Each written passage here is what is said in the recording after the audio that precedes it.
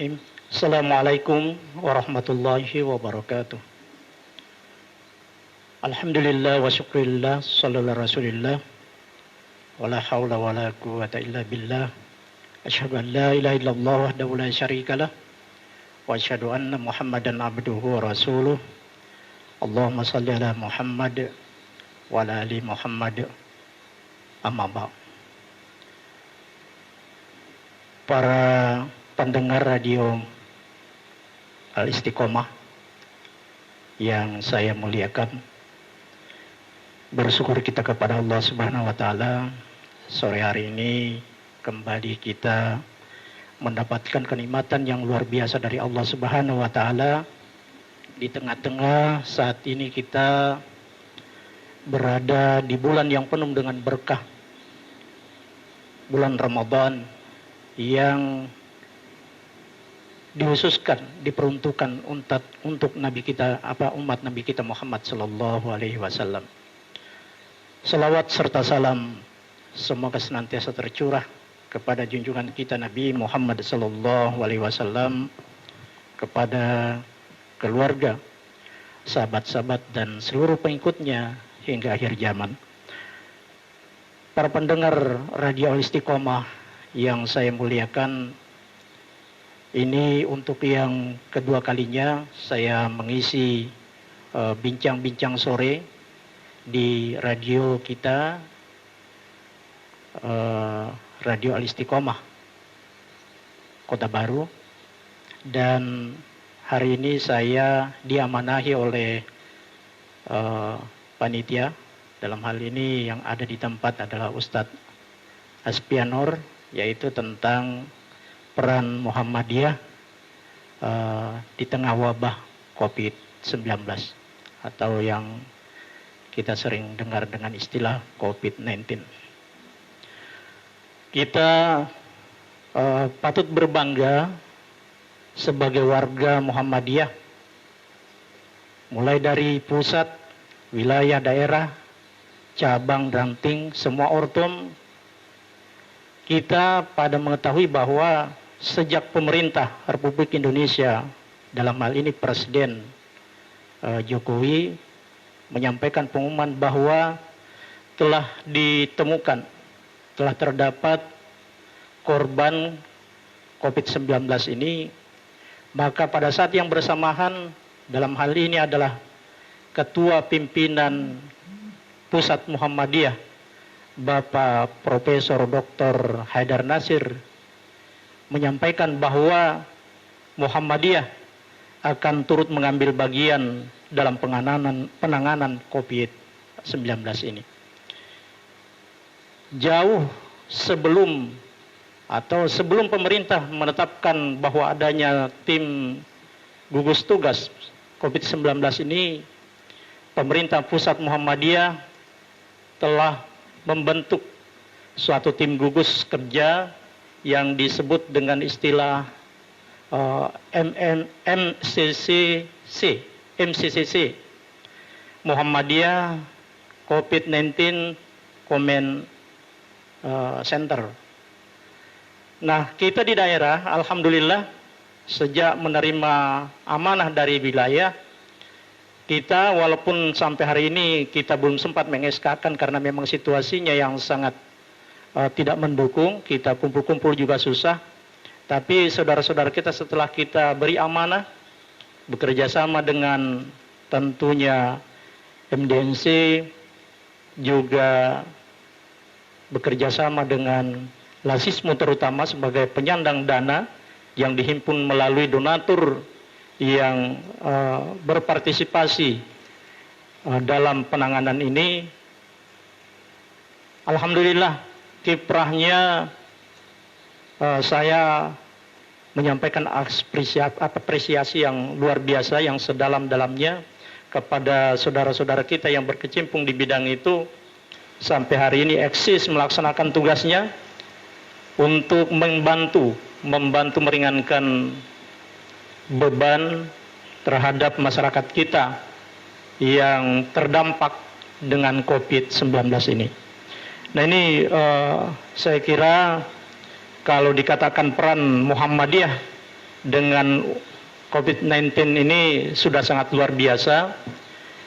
Dan kalau kita perhatikan, tidak banyak organisasi yang ada di Indonesia ini yang turut berkecimpung langsung di masyarakat untuk sama-sama membantu, tentunya menghibur, meringankan sedikit beban yang menimpa mereka.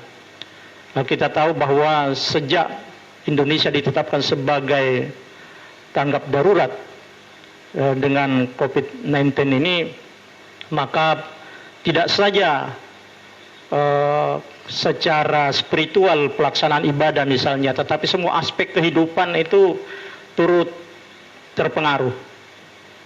Kalau kita lihat perekonomian masyarakat kita sudah sangat mulai terganggu. Kita mungkin tidak terlalu terdampak gitu. Masyarakat kita di Kabupaten Kota Baru tidak lebih terdampak dibandingkan dengan saudara-saudara kita yang ada di daerah Jawa misalnya, Jakarta, Jawa Barat, Jawa Tengah, Jawa Timur, dan beberapa daerah yang sebenarnya sudah dari pertama kali itu terpapar dengan COVID-19 ini.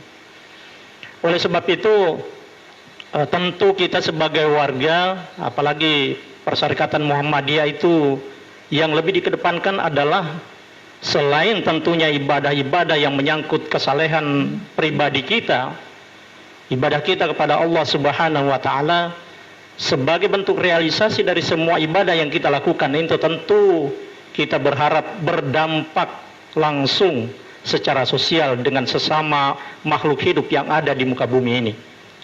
Oleh sebab itu, Allah Subhanahu wa taala dalam Al-Qur'an berfirman, wa ta'awanu 'alal birri wat taqwa, dan bertolong-tolonganlah kamu dalam kebaikan dan takwa. Terkadang ayat ini kita hafal, tetapi dalam direalisasinya kita terkadang tidak begitu nampak. Walaupun sebenarnya banyak juga yang sudah kita lakukan gitu. Para pemirsa yang dimuliakan Allah, wabil khusus tentunya pemirsa setia Radio Al-Istiqomah, kita tentu tidak mengartikan suatu kebaikan itu dengan pengertian yang sempit. Tapi kebaikan itu adalah cakupannya sangat luas. Baik diri kita berhubungan dengan Allah Subhanahu wa taala sebagai Rabb kita, hubungan kita dengan sesama manusia, makhluk hidup, hewan, tumbuh-tumbuhan dan lain sebagainya, termasuk juga kehadiran kita sebagai makhluk sosial, semuanya mengandung kebaikan. Ini yang kita kedepankan. Yang kedua yang disebutkan dengan istilah ketakwaan, takwa. Takwa itu tentu juga sangat luas cakupannya. Takwa itu seluas dengan pengertian generiknya bahwa takwa itu adalah berusaha untuk menghindarkan diri kita dari hal yang berbahaya. Bahaya dengan murka Allah, bahaya dengan siksa kubur, bahaya dengan mati su'ul hatimah, dan sebagainya. Tentu menjadikan takwa itu memiliki pengertian cakupan yang sangat luas. Kebaikan dan takwa tentu tidak bisa hanya diukur dengan kegiatan rutinitas kita. Kita memang sebagai umat Islam, orang mukmin, tentu rutinitas kita ke masjid, karena warga Muhammadiyah itu pada umumnya kalau tidak ke masjid itu seperti apa gitu. Alhamdulillah saya mengenal Muhammadiyah sudah kurang lebih 20 tahun dan sekarang menjadi pimpinan di Muhammadiyah. Satu hal yang saya angkat jempol dari perserikatan ini adalah semangat kita dalam berjamaah. Entah itu berjamaah di masjid atau dalam hal kebajikan yang lain. kita itu berlomba-lomba, berfastabiqul khairat untuk terutama menjaga kebaikan dan takwa yang kita lakukan itu. Tentu takwa tidak bisa diartikan dengan hanya sekedar beribadah kepada Allah Subhanahu wa taala secara mabdah. Tentu takwa tidak bisa hanya diartikan sebagai duduk-duduk dalam majelis taklim, dalam zikir. Tidak hanya dengan itu. Tetapi takwa itu, kebaikan dan takwa itu mencakup keseluruhan aspek hubungan kita dengan Allah Subhanahu wa taala, dan tentu realisasinya sebagai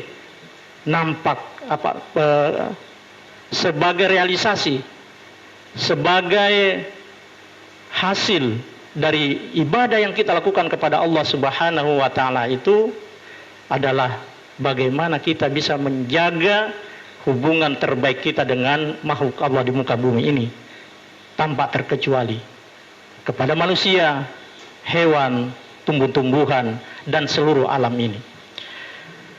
Pemirsa Radio Al-Istiqomah yang berbahagia,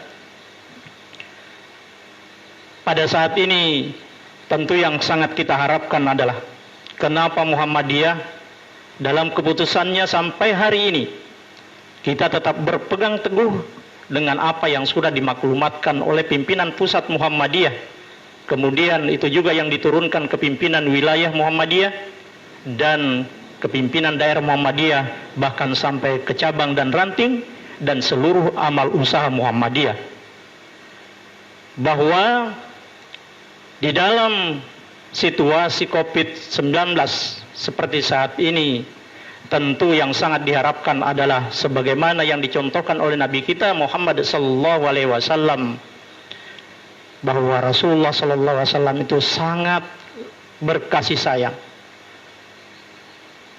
Harisun alaikum bil mu'minina raufur rahim, memiliki kasih sayang yang sangat kepada manusia, kepada orang mukmin. Oleh sebab itu berkasih sayang tentu sangat dikedepankan. Bahkan jangankan terhadap orang mukmin, di luar daripada umat Islam pun kita memiliki sikap itu. Oleh sebab itu kita tidak memandang siapa mereka. Mereka yang benar-benar memerlukan bantuan akan kita bantu sesuai dengan kemampuan yang ada pada diri kita. Jangan semata-mata kita kemudian mengharapkan melewati organisasi. Sampai-sampai kita tetangga kita lupa, kerabat kita lupa, keluarga kita yang jauh. Kita bisa membayangkan bagaimana susahnya kehidupan saudara-saudara kita yang ada di luar sana. Kita mungkin di sini belum merasakan, mudah-mudahan tidak gitu. Tetapi bagaimana dengan saudara-saudara kita yang ada di Yogyakarta misalnya, yang kehidupannya itu sangat tergantung kepada kehadiran manusia banyak, yang hari ini itu sangat tidak mungkin gitu. Pariwisata, turis, sekarang sudah di stop semua. Kita bisa membayangkan saudara-saudara kita yang dulu itu hanya menggantungkan kehidupannya, kehidupan ekonominya, dia berharap terhadap mereka atau tamu-tamu yang datang ke daerah itu. Pada saat ini itu semuanya tidak ada. Nah, pada saat seperti ini seharusnya yang kita kedepankan adalah perasaan empati kita kepada saudara kita yang terdampak dengan COVID-19 ini. Bukan memikirkan diri kita sendiri, apalagi hanya memikirkan ibadah rutinitas kita. Kita masih sibuk membicarakan dengan misalnya seperti ini. Ada yang berpendapat, kenapa kita dilarang? Seharusnya kita sekarang ini harus ngumpul di masjid gitu. Saya kira kalau kita orang di organisasi Perserikatan Muhammadiyah ini, cara berpikir kita sudah melampaui batas seperti itu. Kita tidak lagi mikirkan diri kita, kebiasaan kita untuk kumpul di masjid, beribadah, mungkin kita alihkan sekarang. Karena memang tuntunannya seperti itu. Dalam beribadah itu memang sudah dituntunkan ada yang sifatnya memang ibadah muhdath itu adalah statis. Apa yang sudah dicontohkan oleh Rasulullah Sallallahu Alaihi Wasallam itu juga yang kita lakukan. Tetapi ibadah itu juga sifatnya dinamis. Pada saat-saat tertentu, pada situasi tertentu, tentu ada tuntunan yang juga dituntunkan oleh Nabi kita Muhammad Sallallahu Alaihi Wasallam. Oleh sebab itu,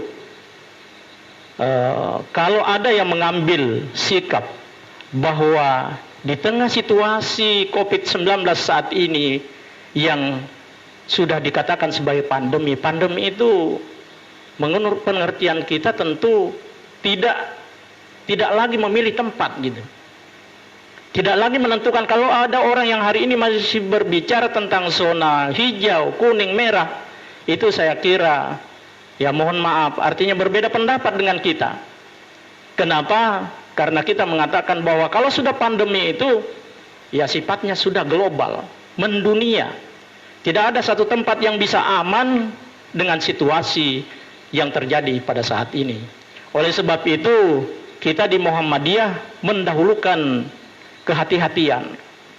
Karena pada dasarnya akibat perbuatan kita yang bisa mencelakai, apalagi sampai membunuh satu nyawa, maka pada dasarnya kita membunuh nyawa seluruhnya. Dan menyelamatkan satu nyawa pada hakikatnya juga adalah menyelamatkan kehidupan seluruh manusia. Nah, ini yang dipegang teguh kita sebagaimana yang difirmankan oleh Allah Subhanahu wa taala di dalam surah Al-Maidah ayat 32 rasanya. Bahwa membunuh satu nyawa padahal dia tuh tidak membunuh orang lain atau fasadam fil ard atau membuat kerusakan di muka bumi, maka sifatnya hakikatnya adalah berarti kita membunuh manusia seluruhnya gitu. Begitu juga sebaliknya.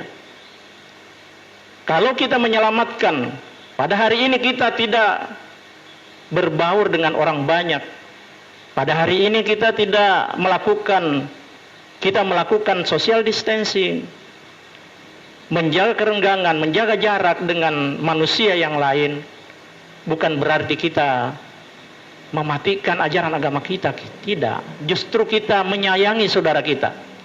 Mungkin kita, atau mungkin juga saudara kita yang kita tidak tahu, karena COVID-19 ini menurut pakar ahli di bidangnya, di kesehatan tentunya, mengatakan bahwa virus ini sangat unik.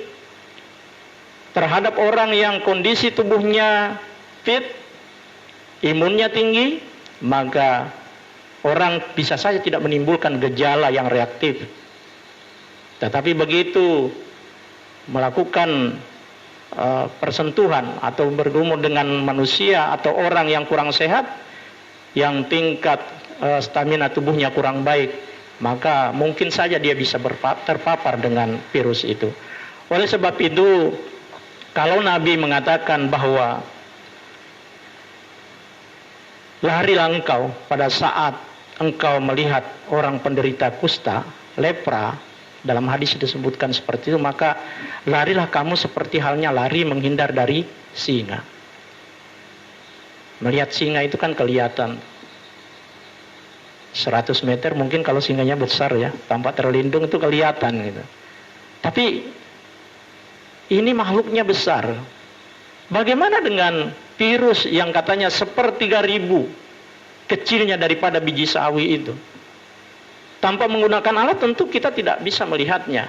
Oleh sebab itu sikap kehati-hatian itu harus diutamakan. Dan inilah yang dijalankan oleh kita Muhammadiyah, warga Muhammadiyah melalui pimpinan pusat sampai dengan pimpinan ranting, bahwa kehati-hatian menjaga kemaslahatan hidup, menjauhkan diri dari mara bahaya yang mungkin saja bisa terjadi, itu lebih utamakan daripada yang mendatangkan maslahat. Akhir-akhir ini kita juga, saya termasuk orang yang aktif membuka WA, Facebook, walaupun saya terkadang tidak komentar gitu, hanya menyaksikan saja. Ada banyak hal yang saya perhatikan, apalagi saya ingin berbagi saja, berbagi informasi bahwa Kita mungkin masih ingat bahwa tujuan puasa kita itu kan adalah supaya kita ini menjadikan manusia yang lebih baik. Dalam hal ini Allah sebutkan supaya kita menjadi orang yang la'allakum tattaqun, bertakwa. Tentu untuk mencapai predikat takwa ini kita tidak semudah apa yang kita bayangkan. Bukan berarti kalau kita sudah berpuasa, sudah sholat, sudah tarawih, sudah menahan lapar dan dahaga kita, kemudian kita masuk dalam kategori la'allakum tattaqun itu. Belum tentu. Karena ada yang lebih penting dari itu. Itu adalah sarana untuk mendapatkan takwa kita kepada Allah Subhanahu wa taala. Kalau sampai hari ini perbuatan kita, ucapan kita masih belum mampu kita untuk arahkan pada ucapan, perilaku yang lebih baik, itu tentunya menjadi barometer bahwa apa yang sudah kita lakukan tentunya belum mampu untuk menjadikan kita, mengantarkan diri kita kepada predikat takwa tadi.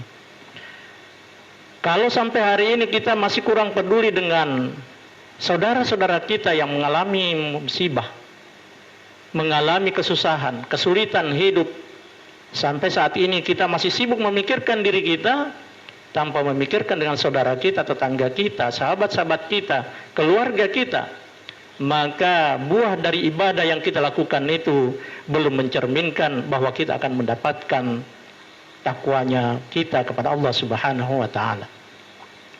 Para pemirsa yang berbahagia, pendengar radio Al-Istiqomah rahimakumullah, kita terkadang mungkin karena sudah terbiasa, tangan kita saat ini sangat lentik.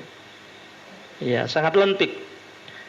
Kita hindari perdebatan, kita hindari kata-kata yang melalui lisan kita, mulut kita, lidah kita, tapi ternyata hari ini kita masih sangat susah untuk menahan diri kita dari men-share atau menulis sesuatu di laman kita, di Facebook kita, di Instagram kita, di WA kita, kata-kata yang sebenarnya itu bisa menghapuskan pahala puasa kita, menghapuskan pahala ibadah yang kita lakukan, menghapuskan pahala bacaan Al-Quran kita, menghapuskan pahala ibadah malam kita, tarawih kita, dan lain sebagainya.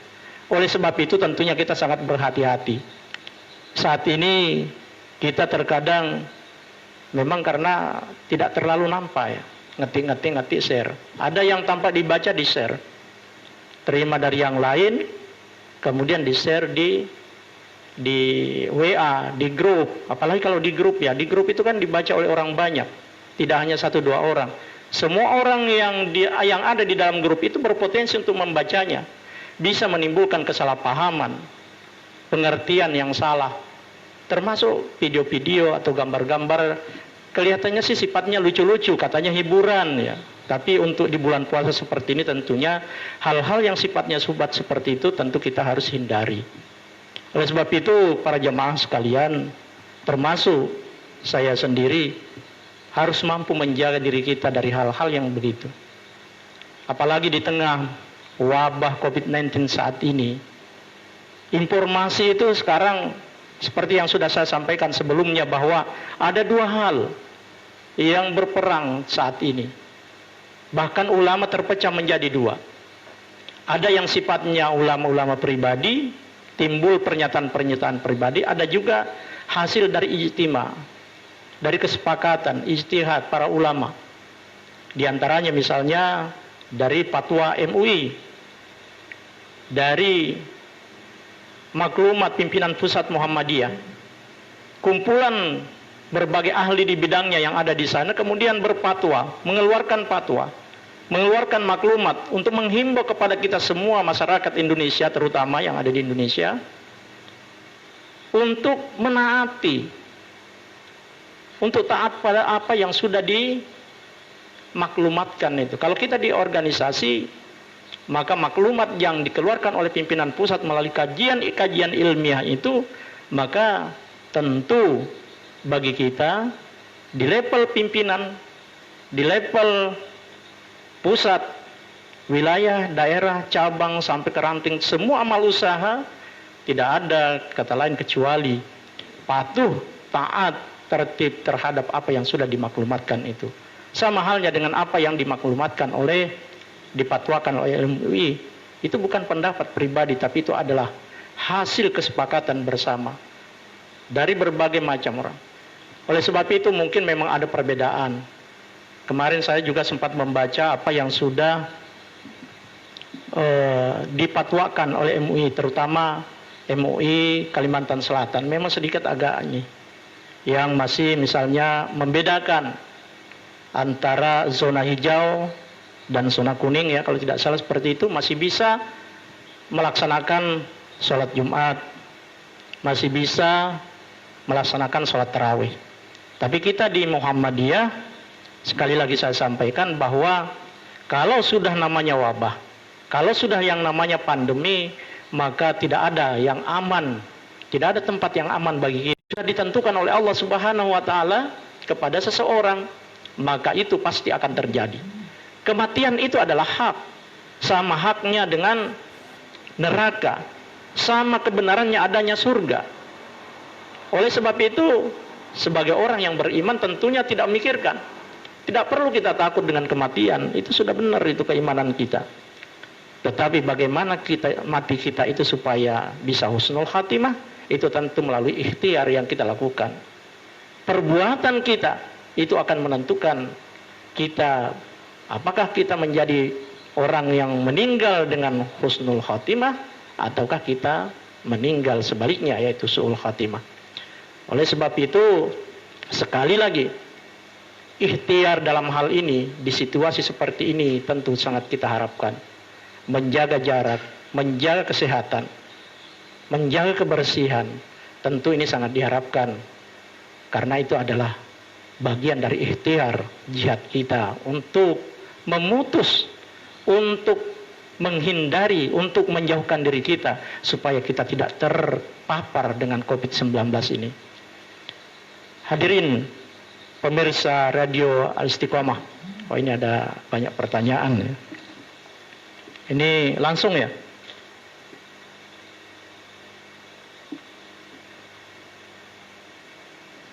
Sini ya. Pertanyaan pertama ini, mohon maaf kita menjawab pertanyaan karena yang masuk. Pandangan Muhammadiyah terhadap pernyataan zona hijau, kuning atau merah. Oh ya, pemirsa yang berbahagia, yang saya muliakan, saya sudah membaca bolak-balik maklumat PP Muhammadiyah. Saya tidak menemukan satu pernyataan yang terkandung di dalam makna yang terkandung dalam himbauan pimpinan pusat Muhammadiyah tentang penetapan zona hijau itu. Jadi sekali lagi saya ulangi, yang saya ketahui bahwa di Muhammadiyah tidak mengenal istilah zona hijau, kuning atau merah berkenaan dengan COVID-19 yang sedang mewabah ini, yang sudah menjadi pandemi ini. Karena Muhammadiyah berpandangan bahwa kalau pemerintah, apalagi WHO dalam hal ini dunia, sudah mengatakan bahwa COVID-19 itu adalah pandemi, artinya wabah global, maka tidak perlu lagi kita mengatakan bahwa ini zona hijau, ini kuning atau merah. Oleh sebab itu, maklumat pimpinan pusat Muhammadiyah bersifat global juga. Artinya sekalipun kita berada di zona yang menurut kita hari ini aman, tetap saja kita mengikuti himbauan tersebut. Kenapa? Karena makhluk satu ini yang modern yang namanya COVID-19 ini beda dengan makhluk-makhluk yang lain. Artinya mungkin hari ini satu daerah dikatakan zona hijau, tapi karena kekurang hati-hatian kita tidak menjaga jarak, tidak ada physical distancing, social distancing atau distancing, maka bisa saja seperti halnya mungkin kita sudah mendengar semua ya, bahwa di Sulawesi Selatan sekarang ada yang sudah terpapar 2 atau 3 jemaah di masjid itu karena tidak mengindahkan himbauan pimpinan pusat Muhammadiyah bahwa hari ini di tengah pandemi seperti ini kita yang biasanya kita berjamaah di masjid, hari ini kita beralih. Jadi pindah dari takdir yang satu ke takdir yang lain, kita hari ini berjamaah di rumah bersama dengan keluarga kita, bersama dengan anak istri kita, keluarga kita. Mungkin salah satu hikmah yang Allah berikan kepada kita melalui COVID-19 ini, hari ini kita disuruh memperbanyak waktu kita berkasih sayang dengan keluarga kita, baik itu melalui ibadah sosial maupun ibadah-ibadah mahdah. Jadi hari ini kita mungkin kurang membantu istri kita, anak kita kurang kita dampingi. Mungkin hari ini kita bisa bekerja sama dengan baik. Ini salah satu hikmah dengan COVID-19 ini. Jangan dengan COVID-19 ini malah kita jarang berkomunikasi dengan keluarga kita. Nah ini tentu sangat bertolak belakang. Yang kedua, kenapa harus masjid yang ditutup? Sedangkan pasar, mal, tempat hiburan masih buka. Ini sudah lama sekali, mulai awal ini sudah dibicarakan, diangkat ini di media sosial, di perbincangan masyarakat kita, di jemaah-jemaah kita yang saat itu masih kita ngumpul di masjid ya. Saya ingat betul sebelum kita tanggal 27 kan terakhir kita sudah tidak Jumatan, sampai hari ini kita belum melakukan Jumatan di masjid. Kita masih menggantinya dengan sholat zuhur di rumah masing-masing. Permasalahan ini sudah diangkat. Jadi aneh ya, aneh saya kira kalau sampai hari ini kita masih membandingkan antara pasar, mal, tempat hiburan dengan masjid. Masjid itu kan garda terdepan untuk penyelamatan umat. Lagi pula yang menjadi wewenang kita, para ulama, termasuk pimpinan di organisasi itu, yang menjadi wilayah kekuasaannya itu kan hanya pada amal usaha masing-masing gitu. Aneh kalau Pak Samad misalnya di Kota Baru ini menghimbau, apalagi sampai menutup mal gitu. Aneh itu. Ada ulama di Kota Baru ini menutup mal, aneh. Ini bukan wilayah kita adalah tempat ibadah. Karena kita ada di situ. Nah, bukan berarti juga sih tidak boleh kita menghimbau gitu kepada tempat-tempat hiburan, dan itu sudah kita sampaikan pada pertemuan pertama dengan pemerintah daerah. Semua unsur Forkopindo pada saat itu, jauh sebelum kita menetapkan tanggap darurat, sebelum kita menetapkan tanggap darurat, kita sudah menghimbau kepada pemerintah tentunya, bukan kita, karena kita punya wilayah masing-masing. Kalau itu mal, tempat hiburan, ya mungkin di bawahnya pemerintah daerah, ya melalui dinas pasar. Ya. Kalau tempat ini pasar, dan itu kan memang tempatnya orang untuk menunaikan hidupnya, hajat hidupnya gitu.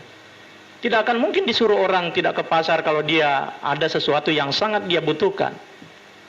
Oleh sebab itu, kalau di mal, di pasar, itu menyangkut hajat hidup orang banyak. Memang saya memahami pemerintah kalau sampai hari ini itu tidak akan dilakukan. Kecuali misalnya tempat hiburan.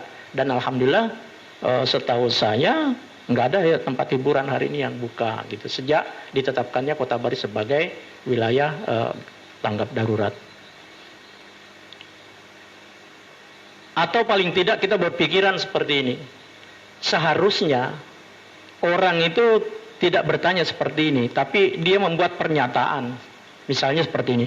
Kalau masjid saja ditutup gitu. Kalau masjid saja ditutup, seharusnya tempat-tempat lain juga ditutup gitu. Jadi logika kita kan seperti itu berpikir. Kalau di masjid ditunda sekarang kita berjamaah, ya seharusnya tempat lain juga diperhatikan. Oleh sebab itu saya tadi dari rumah lewat sini, ada banyak aparat keamanan, polisi, Satpol PP saya lihat juga. Itu yang mengatur gitu, menjaga, menghindarkan supaya jangan sampai terjadi kerumunan orang yang banyak gitu. Jadi boleh berinteraksi dalam hal ini belanja, mungkin yang saya perhatikan seperti itu. Tetapi kalau terjadi misalnya kerumunan massa, maka pihak keamanan akan melakukan tugasnya untuk supaya tidak terjadi social distancing seperti itu.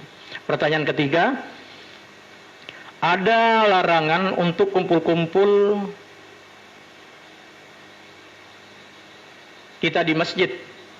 Di masjid kita tidak kumpul-kumpul, cuma ingin sholat.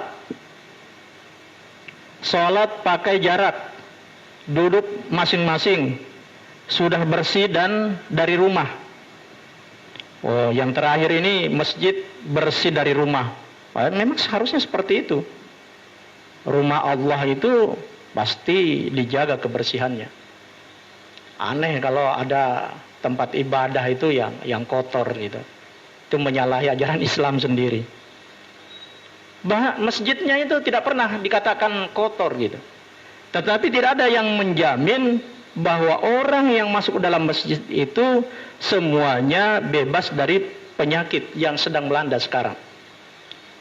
Virus yang melanda dunia sekarang ini tidak ada yang menjamin bahwa seseorang yang sehat, dilihat sehat, berjalan kuat. Kalau di Al-Istiqomah naik tangga ya. Kuat naik tangga, saya tadi naik tangga sini Mangga, sempat minta waktu 5-10 menit supaya narik napas dulu, karena lama saya nggak naik ke lantai 2 ini. Tetapi ternyata orang yang sehat tadi itu bisa saja gitu. Siapa yang bisa jamin? Bahkan alat yang sekarang digunakan pun nggak ada yang akurat 100% gitu. Oleh sebab itu langkah yang teraman itu adalah menghindarkan diri kita untuk tidak terjadinya hal-hal yang tentu membahayakan diri kita dan juga bisa membahayakan masyarakat, jamaah kita. Dan memang aturan seperti tuntunannya kan, ini masalahnya warga Muhammadiyah juga nggak mau membaca kalau ada tuntunan yang diterbitkan oleh pimpinan Muhammadiyah.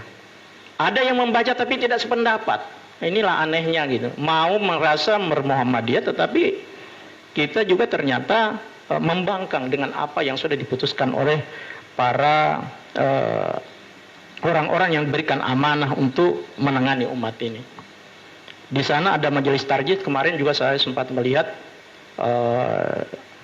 ada telekonferensi dengan majelis tarjih pimpinan pusat dan seluruh pimpinan wilayah, termasuk ada yang pimpinan daerah, dengan majelis tablik yang dipimpin langsung oleh ketuanya Prof. Samsul Anwar dan Fatur Rahman Kamal, Haji Fatur Rahman Kamal, LC, MSI. Tidak, kita ke masjid tidak kumpul-kumpul. Ya kalau 1-2 orang tidak kumpul gitu. Tapi kalau puluhan orang, itu bahasanya apa ya? Kumpul-kumpul ya. Cuma ingin sholat. Ya kalau di Masjid Muhammadiyah memang sih ada keperluan lain selain untuk sholat kalau ke masjid. Karena masjid tidak satu-satunya diperuntukkan untuk sholat. Tapi pada dasarnya, kalau orang ke masjid itu biasanya tujuannya sholat. Apalagi kalau datangnya itu setelah ada dikumandangkan azan. Sholat pakai jarak. Nah ini kita di Muhammadiyah, saya pernah menyampaikan, saya tidak mengatakan, tentu tidak dalam wilayah saya, mengatakan bahwa sholat pakai jarak itu salah gitu. Tetapi kita di tuntunan Muhammadiyah itu ada 2 pilihannya tadi sudah saya sampaikan pada pertemuan sebelumnya, bahwa kalau tidak dengan sawu sufufakum, lurus dan rapatkan shaf. Yang kedua adalah karena kita terhalang, terpaksa harus tidak sholat berjamaah di masjid, berarti pilihan kedua adalah sholat di rumah. Shollu fi buyutikum, sholatlah kalian di rumah masing-masing. Jadi ada 2 itu pilihannya.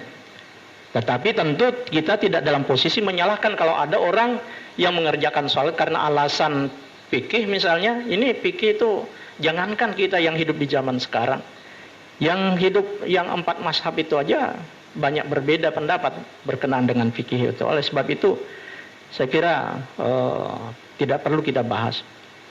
Duduk masing-masing. Ya, kalau saya sih gini aja.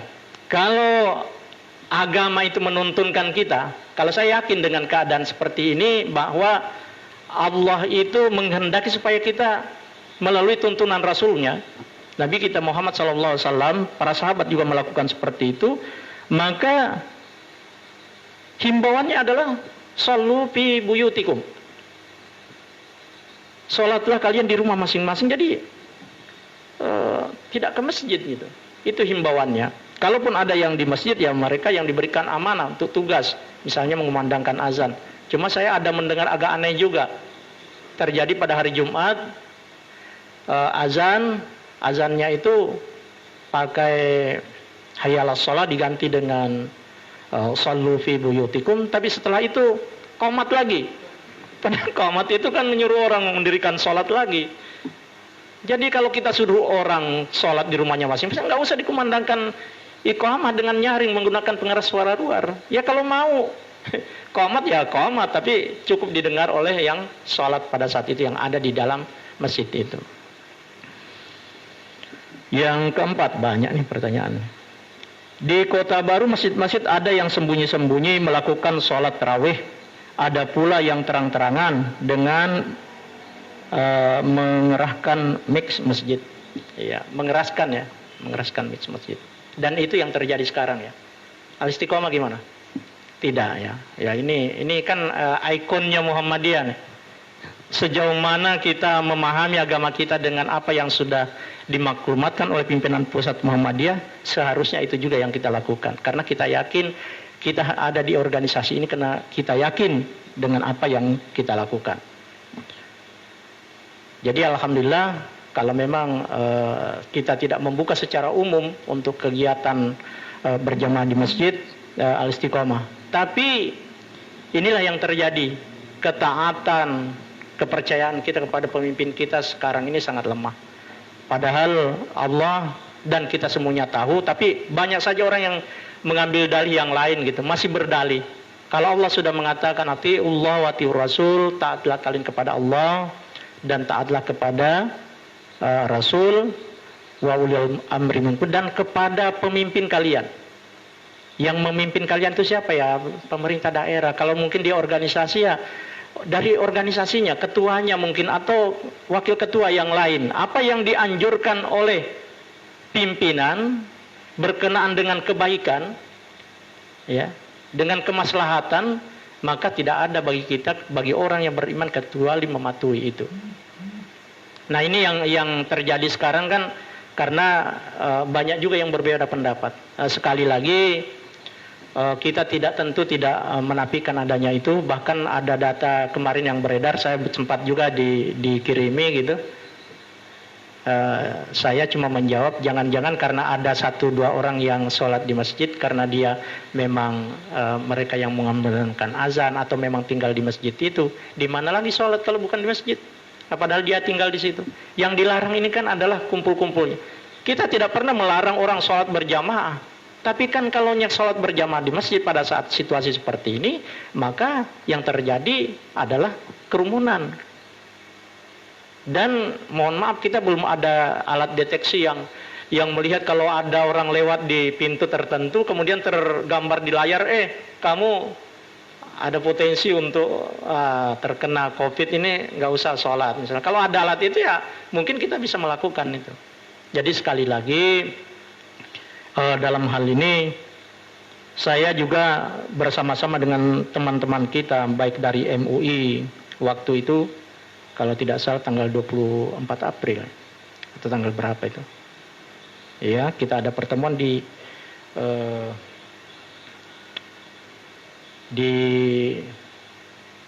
Paris Barantai, sepakat itu. Makanya MUI setelah rapat itu langsung diumumkan melalui pengeras suara keliling.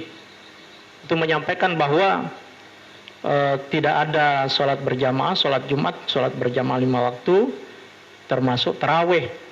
Dan pada ujungnya masih ditetapkan juga tidak dilaksanakan sholat Idul Fitri, Idul Adha.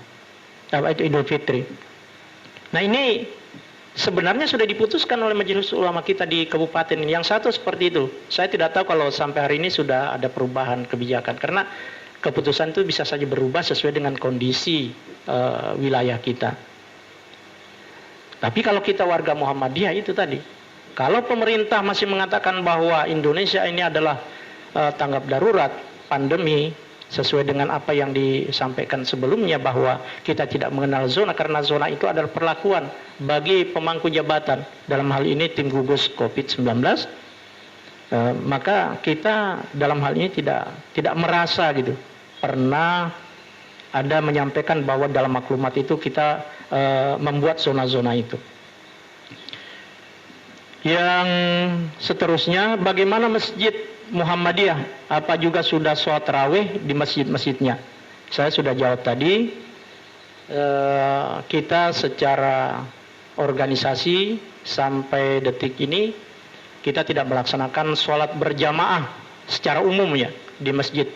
Saya mendengar ada di Masjid Al-Jihad ya, yang melaksanakan beberapa orang, tapi itu tidak bisa dikatakan sebagai orang yang melaksanakan sholat secara pengertian sebagaimana umumnya gitu, karena tidak semua orang melaksanakan. Apalagi di Masjid Al-Istiqomah ini yang saya dengar, saya masih melihat tulisan yang saya tanda tangan sendiri di pagar itu, ya alhamdulillah insya Allah tidak akan diselisihi gitu. Kalaupun ada yang mendengar melaksanakan sholat tarawih di Masjid Muhammadiyah, itu karena saya kira bukan dalam hal ini diartikan dibuka secara umum sholat berjamaah, tapi lebih peruntukannya kepada petugas-petugas kita yang ada di masjid itu. Bagaimana dengan sholat Id? Kalau keadaannya masih seperti ini, apalagi kita melihat sekarang kasus yang terjadi di daerah di Indonesia ini, itu sampai hari ini semakin kurvanya naik terus.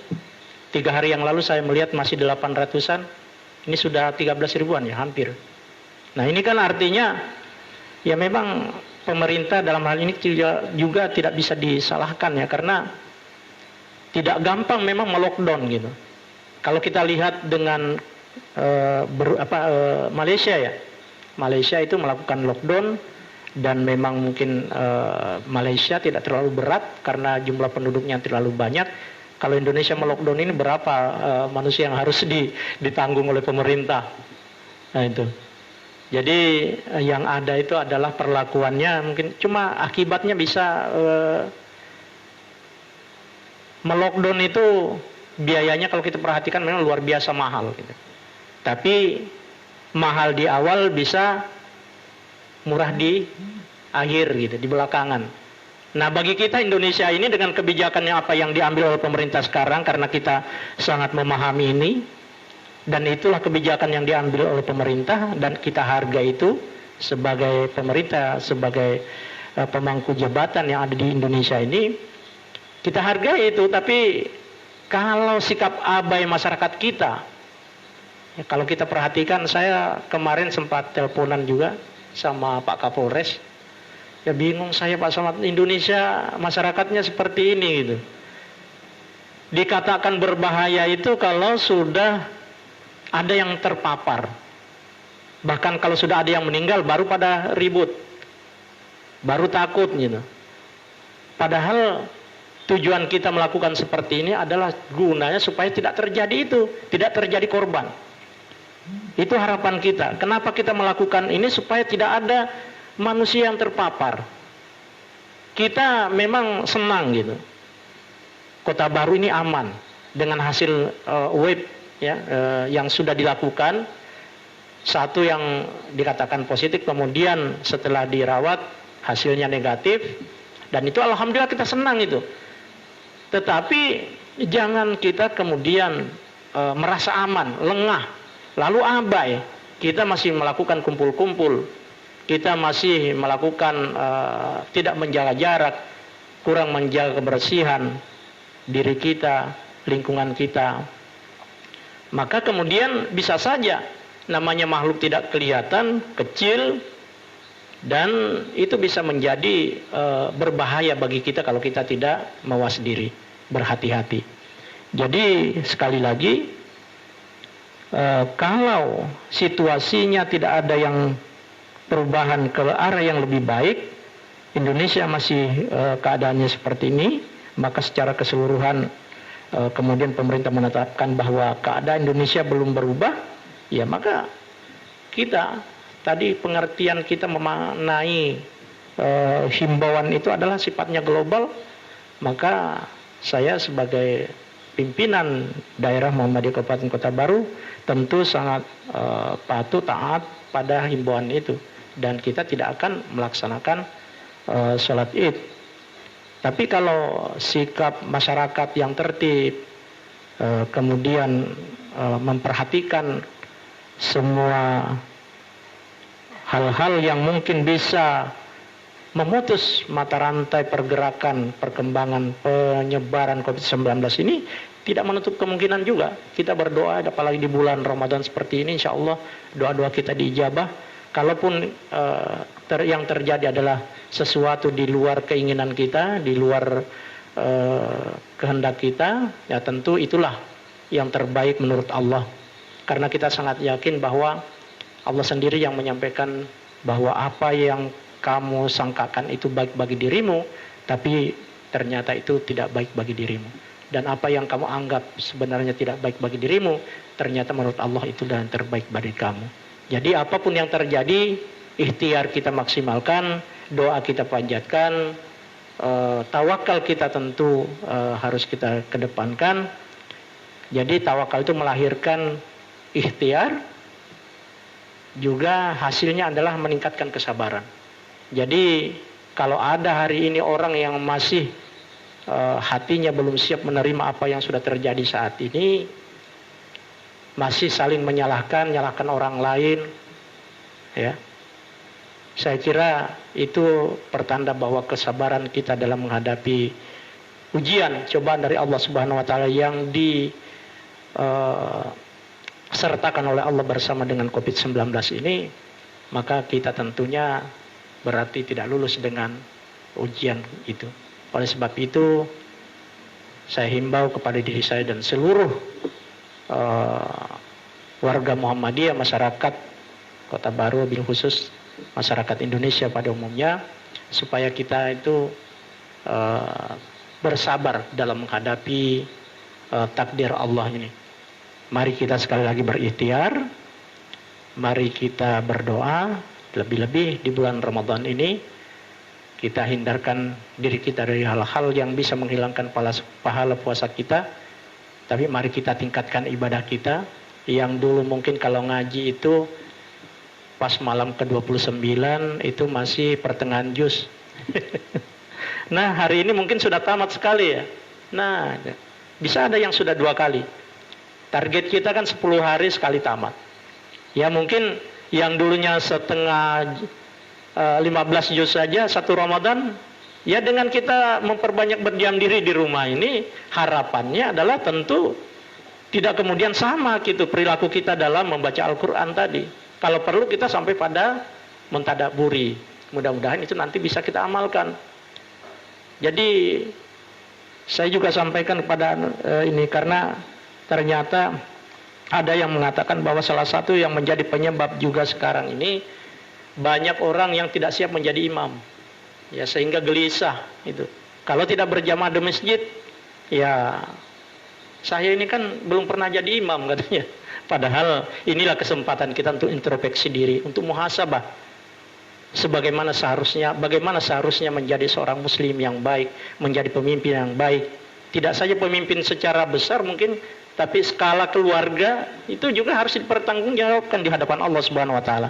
Mungkin Allah ingin menguji kita bahwa kita ada nggak usaha untuk menjadi imam yang baik dengan keluarga kita, terutama imam sholat. Ya mungkin kalau kemarin ada yang tanya, Pak saya tidak banyak hafalan, Saya tanya, bisa nggak baca Al-Quran? Bisa Pak, tapi masih terbata-bata. Coba cari Al-Quran yang agak kecil kalau matanya masih bagus gitu. Sambil megang Al-Quran nggak apa-apa. Dalam situasi saya saja sudah pernah saya lakukan sekali. Saya kepingin ayat yang saat itu panjang, baca ayatnya supaya agak panjang karena terasa agak segar. Saya minta izin sama istri, gimana, kuat enggak? 1 lembar 1 rakaat gitu. Kalau kuat, saya pegang Al-Quran. Saya lakukan itu, dan itu dibolehkan, boleh-boleh saja.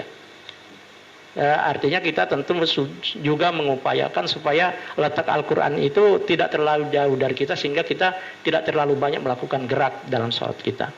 Nah, inilah mungkin yang bisa disampaikan. Assalamualaikum warahmatullahi wabarakatuh.